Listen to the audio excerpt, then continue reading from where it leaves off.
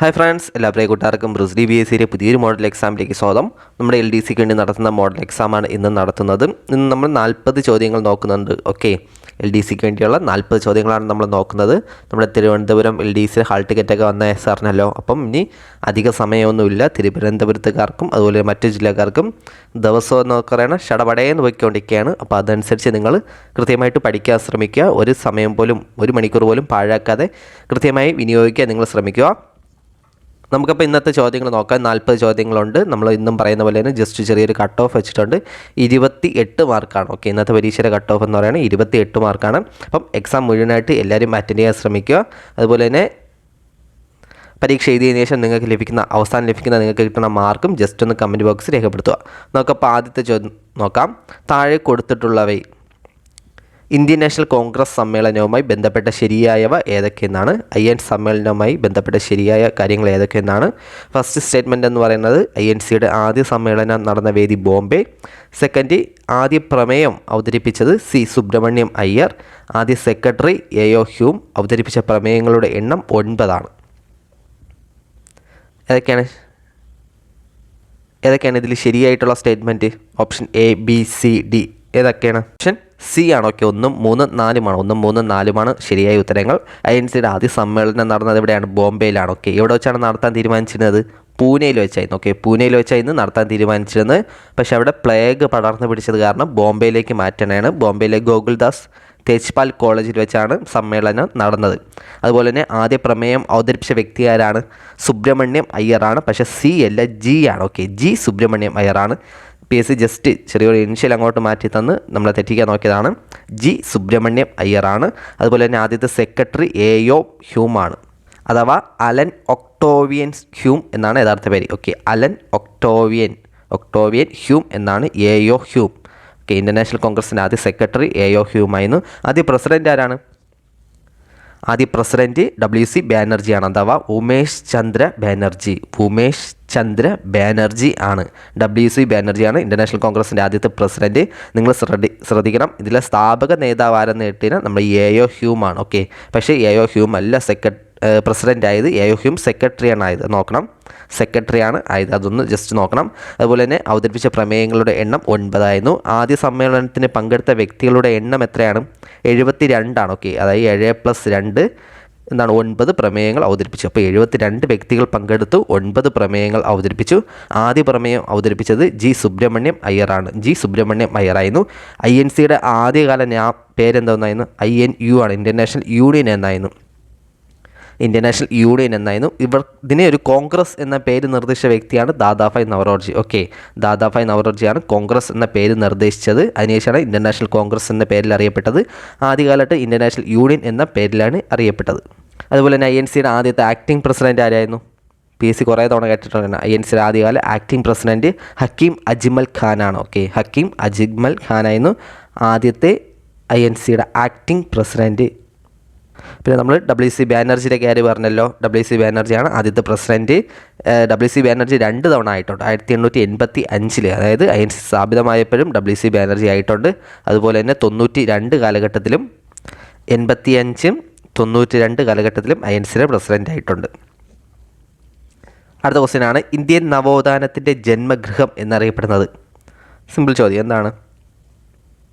B ആണ്, ബംഗാളാണ്. 3, Indian പത്രപ്രവർത്തനത്തിൻ്റെ വിമോചകൻ എന്നറിയപ്പെടുന്നത് ആര്? ഇന്ത്യൻ പത്രപ്രവർത്തനത്തിൻ്റെ വിമോചകൻ എന്നറിയപ്പെടുന്നത് ആരാണ്? ചാൾസ് മെറ്റ്കാഫ് ആണ്. ഓക്കെ, ചാൾസ് മെറ്റ്കാഫ് ആണ്. ഓപ്ഷൻ D ആണ്.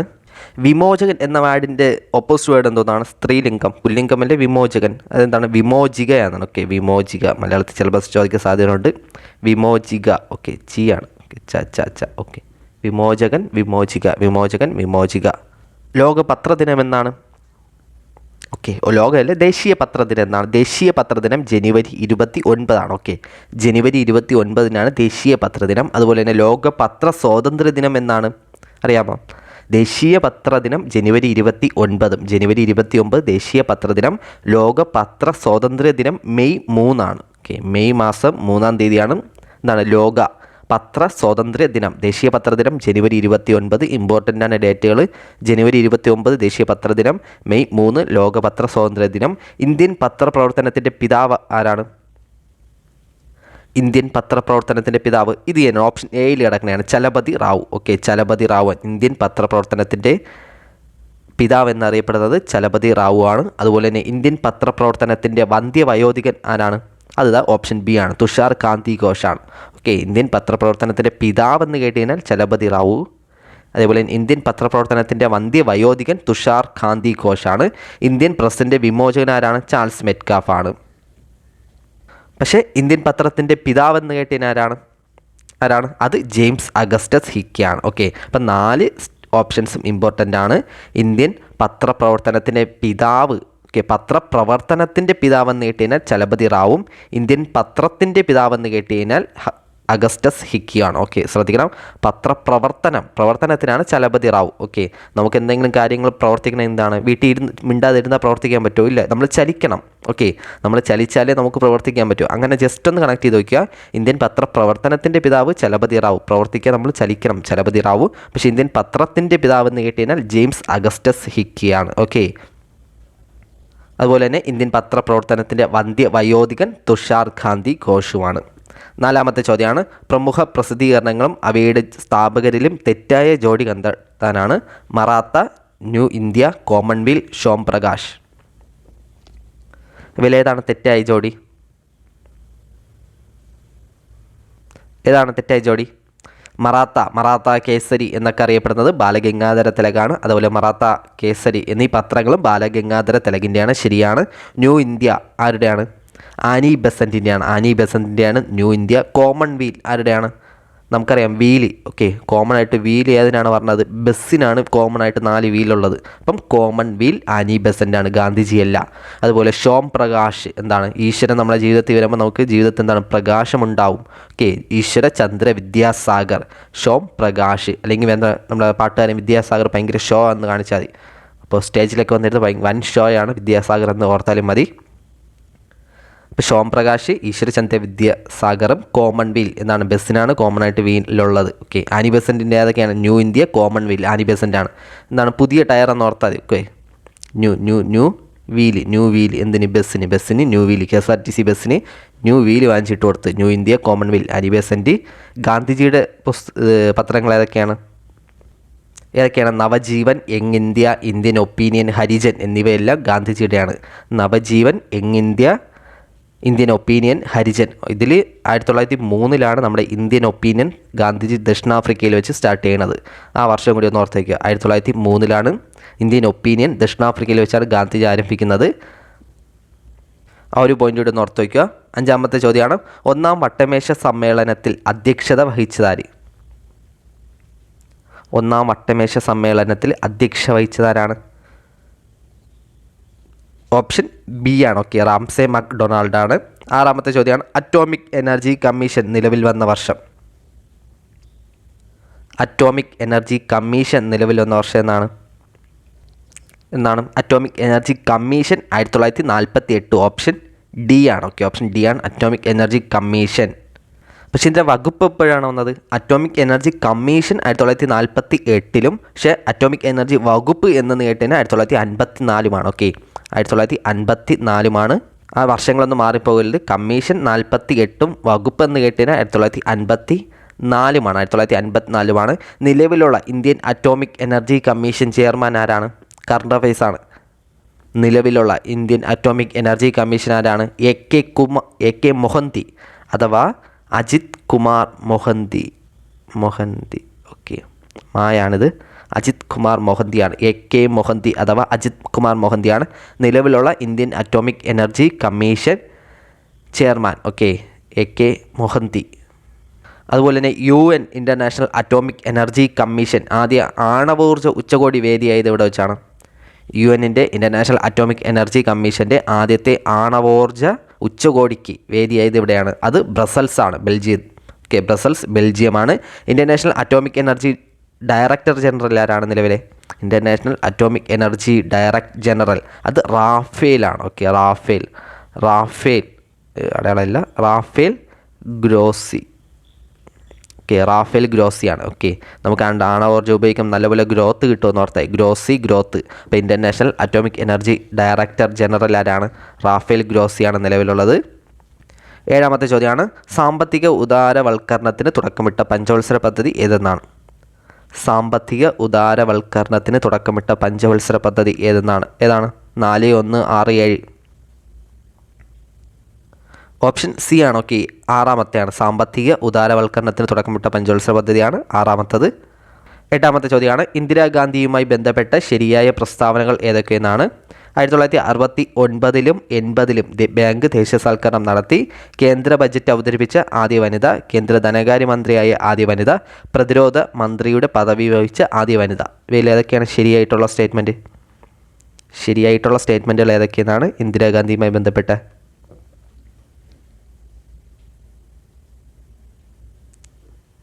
ഏതാണ്? ഓപ്ഷൻ ഡി ആണ്. ഓക്കെ, 1, 2, 3, 4 ശരിയാണ്. 4 സ്റ്റേറ്റ്മെൻറ്റുകൾ തെറ്റാണ്. ശരിയാണ്. ഓക്കെ, 4 സ്റ്റേറ്റ്മെൻറ്റുകളും ശരിയാണ്. 69-80-ൽ ബാങ്ക് ദേശസാൽക്കരണം, കേന്ദ്ര ബജറ്റ് അവതരിപ്പിച്ച ആദ്യ വനിത, കേന്ദ്ര ധനകാര്യമന്ത്രിയായ ആദ്യ വനിത, പ്രതിരോധ മന്ത്രിയുടെ പദവി വഹിച്ച ആദ്യ വനിത. അതുപോലെ തന്നെ 1ാം ബാങ്ക് ദേശസാൽക്കരണം നടന്ന 1969 ആരുടെ കാലഘട്ടത്തിലാണ്? നമ്മളിപ്പം പറഞ്ഞു ഇന്ദിരാഗാന്ധിയുടെ കാലഘട്ടത്തിലാണ് ബാങ്ക് ദേശസാൽക്കരണം നടന്നത്, 69-ൽ. അപ്പോൾ പ്രസിഡന്റ് ആരായിരുന്നു? വി ഗിരിയണ്ണനായിരുന്നു. ഓക്കെ, വി ഗിരിയാണ്. ഇന്ദിരാഗാന്ധി വി ഗിരിയുമായിരുന്നു. എത്ര ബാങ്കുകളാണ് അന്ന് ദേശസാൽക്കരിച്ചത്? എത്ര? 14 ബാങ്കുകളാണ്. ഓക്കെ, 14 ബാങ്കുകൾ ദേശസാൽക്കരിച്ചു. എത്ര ആസ്തിയുള്ള ബാങ്കുകളാണ് 1969 ദേശസാൽക്കരിച്ചത്? 50 കോടിയുടെ ആസ്തിയുള്ള ബാങ്കുകളാണ്. Okay, 50 CR. ഓക്കെ, ഇപ്പോൾ ഇന്ദിരാഗാന്ധി ആയിരുന്നു ആ സമയത്തെ പ്രസിഡൻറ്റ്. ആ സമയത്തെ പ്രസിഡൻ്റ് അല്ല, PM. Okay, prime minister Indira Gandhi, president V Giri. 14 ബാങ്കുകൾ ദേശസാൽക്കരിച്ചു. 50 കോടിയാണ് അതിൻ്റെ മൂലധനമായിട്ട് കണക്കാക്കിയത്. അതേപോലെ 2ാമത്തെ ബാങ്ക് ദേശസാൽക്കരണമാണ് 1980-ലാണ്. 1980 ഏപ്രിൽ മാസത്താണ് 2ാം ബാങ്ക് ദേശസാൽക്കരണം. ആ സമയത്തുള്ള പ്രൈം മിനിസ്റ്റർ ആരാണ്? അതും നമ്മുടെ ഇന്ദിര ചേച്ചി തന്നെയാണ്. ഇന്ദിര ചേച്ചി പ്രൈം മിനിസ്റ്റർ ആവുന്നുണ്ട്. പ്രസിഡൻ്റ് ആരായിരിക്കും? ആരാണ്? നീലം സഞ്ജീവ റെഡ്ഡി. ഓക്കെ, നീലം സഞ്ജീവ റെഡ്ഡി ആയിരുന്നു ആ സമയത്ത് പ്രസിഡൻറ്റ്. എത്ര ബാങ്കുകൾ ദേശസാൽക്കരിച്ചു? ഫസ്റ്റത്തേൽ എത്ര? ആദ്യത്തേൽ 14 ബാങ്കും, 2ാമത്തേൽ 6 ബാങ്കും. ഓക്കെ, 2ാമത്തേൽ 6 ബാങ്കും. എത്ര കോടിയാണ് ആസ്തി പ്രഖ്യാപിച്ചത്? 200 കോടിയാണ് ആസ്തിയായിട്ട് കണക്കാക്കിയത്. ഓക്കെ, 200 കോടിയിൽ മുകളിലുള്ള ബാങ്കുകളെയാണ് ദേശസാൽക്കരിച്ചത്. ഫസ്റ്റിൽ 50 കോടി, സെക്കൻഡ് 1980-ൽ 200 കോടി. ഓക്കെ, അപ്പോൾ ഇത്രയും പോയിന്റുകൾ ജസ്റ്റ് ഒന്ന് നോക്കി വയ്ക്കുക. 9ാമത്തെ ചോദ്യമാണ്, ക്യാബിനറ്റ് മിഷനിലെ അംഗം അല്ലാത്തത് ആരെന്നാണ്? ആരാണ് അംഗമല്ലാത്ത വ്യക്തി? AV Alexander, Pethick Lawrence, Clement Attlee, Stafford Cripps.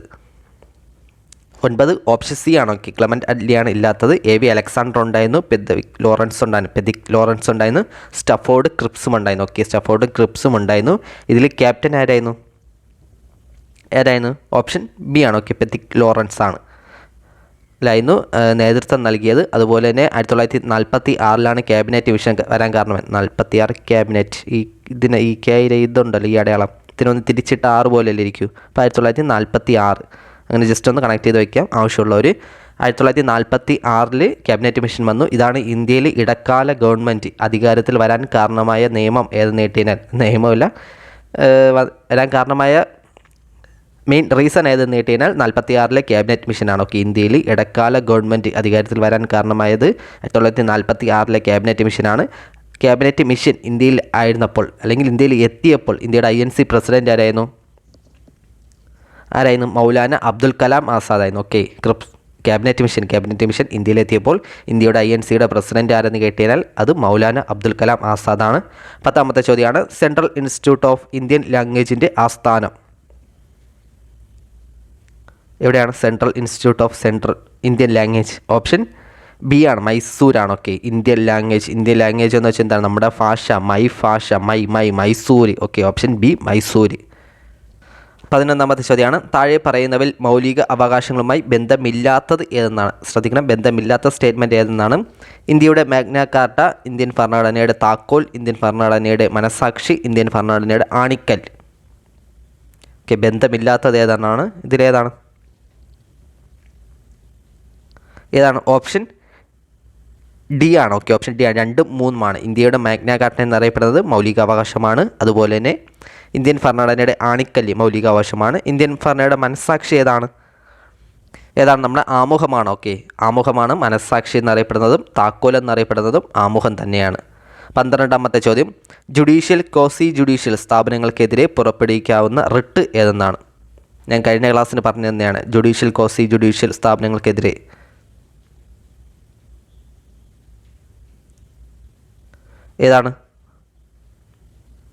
ഏതാണ്? Prevention is better than cure എന്ന് തത്വത്തിൽ പ്രവർത്തിക്കുന്ന ഒരു റിട്ടാണ് prevention is better than cure. ഏതാണ്? 12B ആണ്. പ്രൊഹിബിഷനാണ്. പ്രൊഹിബിഷനാണ്. അതായത് തങ്ങളുടെ അധികാര പരിധിയിൽ വരാത്ത ഒരു കേസ് കീഴ്ക്കോടതി പരിഗണിക്കുന്നത് വിലക്കിക്കൊണ്ടുള്ള മേൽക്കോടതിയുടെ ഉത്തരവാണ്. ഓക്കെ, മെയിൻലി സുപ്രീം കോടതിയോ ഹൈക്കോടതിയോ ഈ ഉത്തരവ് പുറപ്പെടുവിക്കുന്നത് തങ്ങളുടെ അധികാര പരിധിയിൽ വരാത്ത ഒരു കേസ് കീഴ്ക്കോടതി പരിഗണിക്കുകയാണെങ്കിൽ അതിനെ വിലക്കിക്കൊണ്ട് പുറപ്പെടുവിക്കുന്ന റിട്ടാണ് പ്രൊഹിബിഷൻ. ഓക്കെ, സുപ്രീം കോടതിയോ ഹൈക്കോടതിയായിരിക്കും പുറപ്പെടുവിക്കുന്നത്. അപ്പം അതൊന്ന് ശ്രദ്ധിക്കണം. ജുഡീഷ്യൽ ക്വാസി ജുഡീഷ്യൽ സ്ഥാപനങ്ങൾക്കെതിരെ മാത്രമേ ഇത് പുറപ്പെടുവിക്കാൻ സാധിക്കുകയുള്ളൂ. 13ാമത്തെ ചോദ്യമാണ്, ഇൻ്റർനെറ്റ് ഉപയോഗം വ്യക്തികളുടെ മൗലിക അവകാശത്തിൻ്റെയും വിദ്യാഭ്യാസ അവകാശത്തിൻ്റെയും ഭാഗമാണെന്ന് കേരള ഹൈക്കോടതി വിധിക്കാൻ കാരണമായ കേസ്. ഇൻ്റർനെറ്റൊക്കെ നമ്മുടെ മനുഷ്യരുടെ മൗലിക അവകാശമാണെന്ന് വിധിച്ച കോടതി ഏതെന്ന് കേട്ടിനാൽ നമ്മുടെ കേരള ഹൈക്കോടതിയാണ്. അപ്പോൾ അതിന് കാരണമായ കേസ് ഏതെന്നാണ്?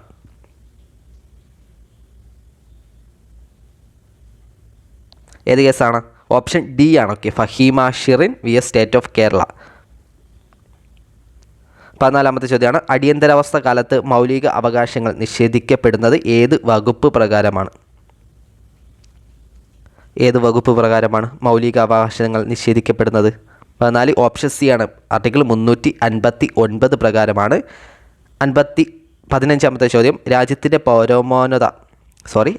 പരമോന്നത കോടതിയായ സുപ്രീം കോടതിയുടെ അധികാരങ്ങളിൽ പെടാത്തത് ഏതെന്നാണ്? കേന്ദ്ര ഗവൺമെൻറ്റും സംസ്ഥാന ഗവൺമെൻറ്റും തമ്മിലുള്ള തർക്കങ്ങൾ പരിഹരിക്കുന്നു. സംസ്ഥാന ഗവൺമെൻറ്റുകൾ തമ്മിലുണ്ടാകുന്ന തർക്കങ്ങൾ പരിഹരിക്കുന്നു. ഭരണഘടനാ വകുപ്പുകൾ വെക്കാനും ആവശ്യമായ കേസുകൾ പരിഹരിക്കുന്നു. അതുപോലെ തന്നെ മൗലിക കടമക ലംഘനവുമായി ബന്ധപ്പെട്ട കേസുകൾ പരിഹരിക്കൽ. അധികാര പരിധിയിൽപ്പെടാത്തത്, സുപ്രീം കോടതിയുടെ അധികാര പരിധിയിൽപ്പെടാത്തത് ഏതാണ് അധികാരങ്ങളിൽ പെടാത്തത്? ഓപ്ഷൻ ഡി ആണ്. ഓക്കെ, മൗലിക കടമ ലംഘനവുമായി ബന്ധപ്പെട്ട കേസുകളാണ് നമ്മുടെ സുപ്രീം കോടതിയിൽ അധികാര പരിധിയിൽ വരാത്തത്. മൗലിക കടമകൾ ഭാഗം എത്രയാണ്? ഭരണഘടനാ ഭാഗം 4A ആണ്. ഓക്കെ, മൗലിക കടമകൾ ഭാഗം 4A ആണ്. ആർട്ടിക്കിൾ 51A ആണ്. ഭാഗം 4A ആർട്ടിക്കിൾ 51A. നമ്മുടെ ഇന്ദിരാഗാന്ധി പ്രൈം മിനിസ്റ്റർ ആയിരുന്നപ്പോഴും അതുപോലെ പ്രസിഡൻറ്റ് ഫക്രുദ്ദീൻ അലി അഹമ്മദ് ആയിരുന്നപ്പോഴും 1976 42ാം ഭരണഘടനാ ഭേദഗതിയിലൂടെയാണ് മൗലിക കടമകൾ കൂട്ടിച്ചേർക്കുന്നത്. ആ സമയത്ത് പ്രൈം മിനിസ്റ്റർ എന്ന് പറയുന്നത് ഇന്ദിരാഗാന്ധി ആയിരുന്നു. പ്രസിഡൻറ്റ് ഫക്രുദ്ദീൻ അലി അഹമ്മദ് ആയിരുന്നു. മൗലിക കടമകൾ എന്ന ആശയം കടമെടുത്തത് എവിടെ നിന്നാണ്? USSR അഥവാ റഷ്യയിൽ നിന്നാണ് ഇന്ത്യ കടമെടുത്തിട്ടുള്ളത്. ആ സമയത്തുള്ള നിയമമന്ത്രി ആരായിരുന്നു? അറിയാമോ? Prime minister Indira Gandhi, president Fakhruddin Ali Ahmed. ആ സമയത്തുള്ള നിയമമന്ത്രി ആരായിരുന്നു? HR ഗോഖലെ ആയിരുന്നു. ഓക്കെ, HR ഗോഖലെ ആയിരുന്നു ആ സമയത്തുള്ള നിയമമന്ത്രി. അതുപോലെ തന്നെ ഏത് കമ്മിറ്റിയുടെ നിർദ്ദേശപ്രകാരമാണ് കൂട്ടിച്ചേർത്തത്? സ്വരൺ സിംഗ് കമ്മിറ്റിയിലാണ്. ഓക്കെ, സ്വരൺ സിംഗ് കമ്മിറ്റിയുടെ നിർദ്ദേശപ്രകാരമാണ് മൗലിക കടമകൾ കൂട്ടിച്ചേർത്തത്.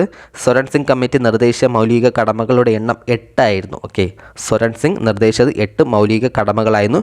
പക്ഷേ മൗലിക കടമകൾ നിലവിൽ വരുമ്പോൾ 10 ഉണ്ടായിരുന്നു. നിലവിൽ 11 മൗലിക കടമകൾ ഉണ്ട്. ഓക്കെ, നിലവിൽ 11 മൗലിക കടമകളുണ്ട്. ശ്രദ്ധിക്കണം, സ്വരാജ് സിംഗ് കമ്മിറ്റി നിർദ്ദേശിച്ച മൗലിക കടമകളുടെ എണ്ണം 8 പക്ഷേ മൗലിക കടമകൾ 1976 ഭേദഗതി വഴി കൂട്ടിച്ചേർത്തത് 10 നിലവിൽ 11 മൗലിക കടമകളുണ്ട്. ഓക്കെ, അപ്പോൾ അത് ശ്രദ്ധിക്കണം, 8, 10, 11. അടുത്ത ചോദ്യമാണ്, ഇന്ത്യൻ ഭരണഘടനയിൽ പൗരത്വത്തെക്കുറിച്ച് പരാമർശിക്കുന്ന വകുപ്പുകൾ ഏതാണ്? പൗരത്വത്തെക്കുറിച്ച് പരാമർശിക്കുന്ന വകുപ്പുകൾ? 16 ഓപ്ഷൻ ഡി ആണ്. 5 മുതൽ 11 വരെയാണ്. 17ാമത്തെ ചോദ്യമാണ്, ഇന്ത്യയുടെ ദേശീയ വൃക്ഷം ഏതാണ്? സിമ്പിൾ ചോദ്യമാണ്. ഓപ്ഷൻ സി പേരാൽ. പേരിന് ഒരു ആൽ. ഓക്കെ, അരയാലുണ്ട്. ഇനി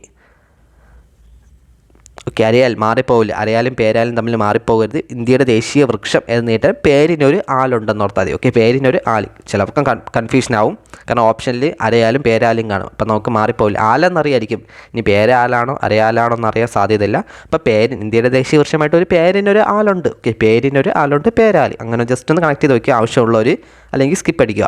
18ാമത്തെ ചോദ്യമാണ്, സംസ്ഥാന മനുഷ്യാവകാശ കമ്മീഷൻ ചെയർമാനെ നീക്കം ചെയ്യുന്നത് ആര്? ആരാണ്? ഓപ്ഷൻ എ ആണ്, രാഷ്ട്രപതിയാണ്. ഓക്കെ, സംസ്ഥാന മനുഷ്യാവകാശ കമ്മീഷനിലെ അംഗങ്ങളെ നിയമിക്കുന്നത് ഗവർണറും നീക്കം ചെയ്യുന്നത് പ്രസിഡന്റുമാണ്. സംസ്ഥാന മനുഷ്യാവകാശ കമ്മീഷൻ്റെ രൂപീകരണവുമായി ബന്ധപ്പെട്ട സെക്ഷൻ ഏതെന്ന് സെക്ഷൻ 21 ആണ്. ഓക്കെ, സെക്ഷൻ 21 അടിസ്ഥാനമാക്കിയാണ് സംസ്ഥാന മനുഷ്യാവകാശ കമ്മീഷൻ്റെ രൂപീകരണം.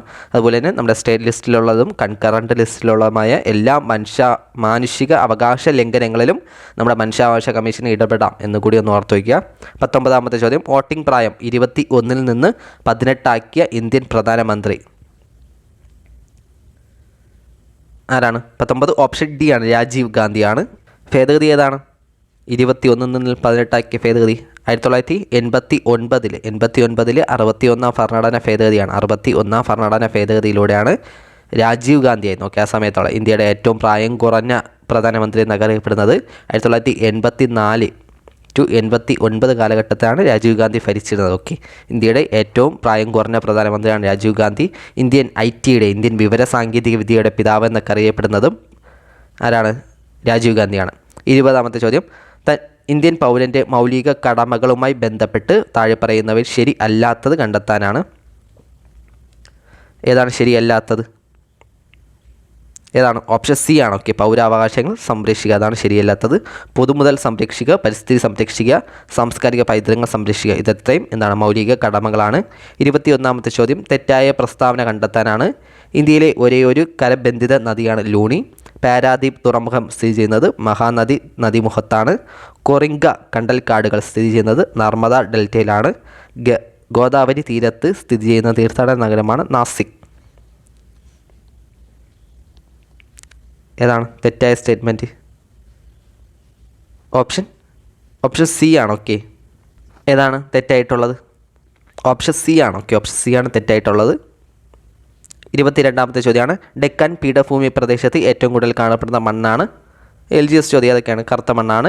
23 ഇന്ത്യയിലെ ഏറ്റവും ജനസാന്ദ്രത കുറഞ്ഞ സംസ്ഥാനം ഏതാണ്? ജനസാന്ദ്രത ഏറ്റവും കുറഞ്ഞത് നമ്മുടെ അരുണാചൽ പ്രദേശാണ്. 24 കാഞ്ചൻഗംഗ കൊടുമുടിയുമായി യോജിക്കാത്ത പ്രസ്താവന ഏതെന്നാണ്. പൂർണ്ണമായി ഇന്ത്യയിൽ സ്ഥിതി ചെയ്യുന്ന ഏറ്റവും ഉയരം കൂടിയ കൊടുമുടി, ലോകത്തെ 3ാമത്തെ ഉയരം കൂടിയ കൊടുമുടി, സിക്കിം സംസ്ഥാനത്ത് സ്ഥിതി ചെയ്യുന്ന കൊടുമുടി. കാഞ്ചൻഗംഗയുടെ ഉയരം 86 യോജിക്കാത്ത പ്രസ്താവന ഏതെന്നാണ്. 24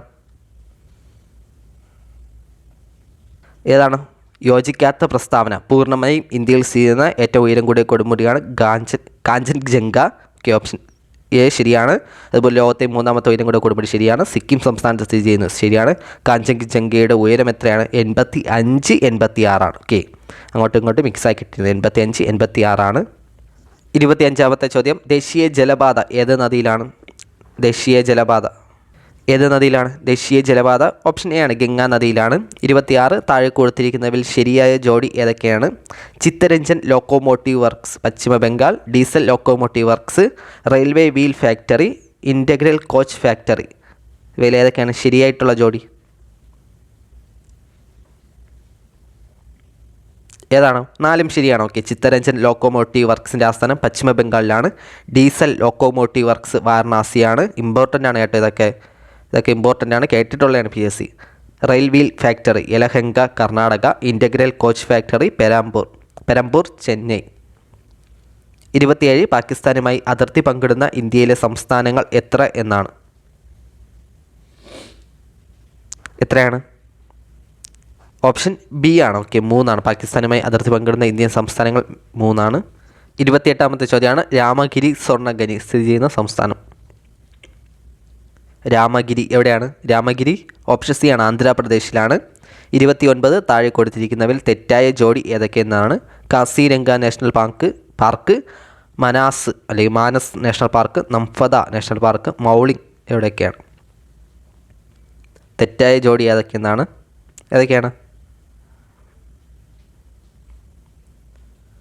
ഓപ്ഷൻ സി ആണ്. ഓക്കെ, 4 മാത്രമാണ്. ഓക്കെ, കസിരംഗ ആസാം, മാനസ് ആസാം, അത് നംഫത അരുണാചൽ പ്രദേശാണ്. 30ാമത്തെ ചോദ്യം, സിന്ധുവിൻ്റെ പോഷക നദികളിൽ അതിൻ്റെ പ്രാചീന നാമമാണ് പരിഷ്ണി. പരിഷ്ണി, പുരുഷ്ണി എന്നൊക്കെ അറിയപ്പെടുന്നു. സിന്ധുവിൻ്റെ ഏത് പോഷക നദിക്കാണ് പ്രാചീന നാമം? പരിഷ്ണി, പുരുഷ്ണി. 30 ഏതാണ്? ഓപ്ഷൻ ബി ആണ്, രവിയാണ്. ഓക്കെ, രവി ഒരു പുരുഷനല്ലേ, അപ്പം അങ്ങനെ ഓർത്തായി. പരുഷ്ണി, പുരുഷൻ, രവി പുരുഷൻ്റെ പേരല്ലേ. 31 താഴെ കൊടുത്തവയിൽ ശരിയായവ ഏതൊക്കെയെന്നാണ്? ജനസംഖ്യ കൂടിയ കോർപ്പറേഷൻ തിരുവനന്തപുരം, ജനസംഖ്യ കുറഞ്ഞ കോർപ്പറേഷൻ കൊല്ലം, തദ്ദേശ സ്വയംഭരണ സ്ഥാപനങ്ങൾ കൂടുതലുള്ള ജില്ല മലപ്പുറം, തദ്ദേശ സ്വയംഭരണ സ്ഥാപനങ്ങൾ കുറവുള്ള ജില്ല ഇടുക്കി. ശരിയായവ ഏതൊക്കെയെന്നാണ്? ഏതാണ്? ഓപ്ഷൻ ഡി ആണ്. ഓക്കെ, 1, 3 ഓപ്ഷൻ ഡി 1, 3 ജനസംഖ്യ കൂടിയ കോർപ്പറേഷൻ തിരുവനന്തപുരം, അതുപോലെ തന്നെ തദ്ദേശ സ്വയംഭരണ സ്ഥാപനങ്ങൾ കൂടുതലുള്ള ജില്ല മലപ്പുറം. കേരളത്തിൽ ജനസംഖ്യ കുറഞ്ഞ കോർപ്പറേഷൻ ഏതാണ്? നമ്മുടെ തൃശ്ശൂരാണ് കേട്ടോ, തൃശ്ശൂരാണ്. ജനസംഖ്യ കുറഞ്ഞ കോർപ്പറേഷൻ തൃശ്ശൂരാണ്. അടുത്ത ചോദ്യമാണ്, 32ാമത്തെ ചോദ്യമാണ്, തൊമ്മൻകുത്ത് വെള്ളച്ചാട്ടം സ്ഥിതി ചെയ്യുന്ന ജില്ല. തൊമ്മൻകുത്ത് എവിടെയാണ്? തൊമ്മൻകുത്ത് ഇടുക്കിയാണ്. ഓപ്ഷൻ എ ഇടുക്കിയാണ്. തൊമ്മൻകുത്ത് വെള്ളച്ചാട്ടം ഇടുക്കിയിലാണ്. 33 താഴെ പറയുന്നവൾ ശരിയായവ ഏതൊക്കെയാണ് ശരിയായത്? കോട്ടപ്പുറം കോട്ട, അഞ്ചുതെങ്ങ് കോട്ട, സെൻറ്റ് ആഞ്ചലോസ് കോട്ട, ബേക്കൽ കോട്ട. ഏതാണ്? ഓപ്ഷൻ ഡി ആണ്. ഓക്കെ, 4 സ്റ്റേറ്റ്മെൻറ്റിൽ ശരിയാണ്. ഓക്കെ, കോട്ടപ്പുറം കോട്ട പോർച്ചുഗീസുകാരാണ് പണിയേൽപ്പിച്ചത്, അഞ്ചുതെങ്ങ് കോട്ട ബ്രിട്ടീഷുകാരാണ്, സെൻറ്റ് ആഞ്ചലോസ് കോട്ട പോർച്ചുഗീസുകാരാണ്, ബേക്കൽ കോട്ട ശിവപ്പ നായ്ക്കർ. 34 ഉള്ളൂർ സ്മാരകം എവിടെയാണ്? ഉള്ളൂർ സ്മാരകം 14 ഓപ്ഷൻ സി ആണ്, ജഗതിയിലാണ്. ഓക്കെ, ഉള്ളൂർ സ്മാരകം നമ്മുടെ തിരുവനന്തപുരത്തുള്ള ഒരു സ്ഥലമാണ്. ഓക്കെ, തിരുവനന്തപുരത്തുള്ളതാണ് ജഗതി. 35 വൈക്കം ക്ഷേത്രം സ്ഥിതി ചെയ്യുന്നത് കായൽ തീരം. ഏത് കായൽ തീരത്താണ് വൈക്കം? ഓപ്ഷൻ എ ആണ്, വേമ്പനാട്ടാണ്. 36 രണ്ടാം വിള എന്നറിയപ്പെടുന്ന മുണ്ടകൻ കൃഷിയിൽ വിത്തിറക്കുന്നത് എപ്പോൾ? രണ്ടാം വിള എന്നറിയപ്പെടുന്ന മുണ്ടകം കൃഷിയിൽ വിത്തിറക്കുന്നത് എപ്പോഴാണ്? ഓപ്ഷൻ സി ആണ്. ഓക്കെ, സെപ്റ്റംബർ ഒക്ടോബർ ആണ്. 37 കുണ്ടള അണക്കെട്ട് സ്ഥിതി ചെയ്യുന്ന നദി. കുണ്ടള അണക്കെട്ട് എവിടെയെന്നാണ്? കുണ്ടള അണക്കെട്ട് 37 പെരിയാറിലാണ്. ഓക്കെ, കുണ്ടള അണക്കെട്ട് പെരിയാറിലാണ്. 38ാമത്തെ ചോദ്യം, ശിലായുഗ സംസ്കാരങ്ങളുടെ അവശിഷ്ടങ്ങൾ ഉള്ള കേരളത്തിലെ വന്യജീവി സങ്കേതം എന്നാണ്? ഏത് സങ്കേതത്തിലാണ്? ഓപ്ഷൻ എ ആണ്, ചെന്തുരുണിയാണ്. ഓക്കെ, ചെന്തുരുണിയിലാണ്. 39 പെരിയാറിനോട് ചേരുന്ന ആദ്യ പോഷക നദി. ഏത് പോഷക നദിയാണ് പെരിയാറിനോട് ആദ്യം ചേരുന്നത്? ഓപ്ഷൻ ബി ആണ്. ഓക്കെ, മുല്ലയാറാണ്. ഓപ്ഷൻ ബി മുല്ലയാറാണ്. ലാസ്റ്റ് ചോദ്യം, 40ാമത്തെ ചോദ്യമാണ്, ഇരവികുളം ദേശീയോദ്യാനവുമായി ബന്ധപ്പെട്ട തെറ്റായ പ്രസ്താവന ഏതെന്നാണ്? ഇരവികുളവുമായി ബന്ധപ്പെട്ട് ഇരവികുളം ദേശീയോദ്യാനമാക്കിയത് 1974 കേരളത്തിലെ ഏറ്റവും ഉയരത്തിൽ സ്ഥിതി ചെയ്യുന്ന ഉദ്യാനം ആനമുടി ദേശീയോദ്യാനം സ്ഥിതി ചെയ്യുന്നത് ഇടുക്കി ജില്ലയിലെ ദേവികുളം താലൂക്കിലാണ്. ഏതാണ് തെറ്റായ സ്റ്റേറ്റ്മെൻറ്റ്? ഇരവികുളവുമായി ബന്ധപ്പെട്ട് ഏതാണ് തെറ്റായ സ്റ്റേറ്റ്മെൻറ്റ്? ഓപ്ഷൻ എ ആണ്. ഓക്കെ, ഇരവികുളം ദേശീയോദ്യാനമാക്കിയ വർഷം എന്നാണ്? 1978. ഓക്കെ, 1975 ഇരവികുളം വന്യജീവി സങ്കേതമാകുന്നുണ്ട്. അതുപോലെ തന്നെ ഇരവികുളം ദേശീയോദ്യാനമാകുന്നത് 1978. അപ്പോൾ ഇത്രയുമാണ് ഇന്നത്തെ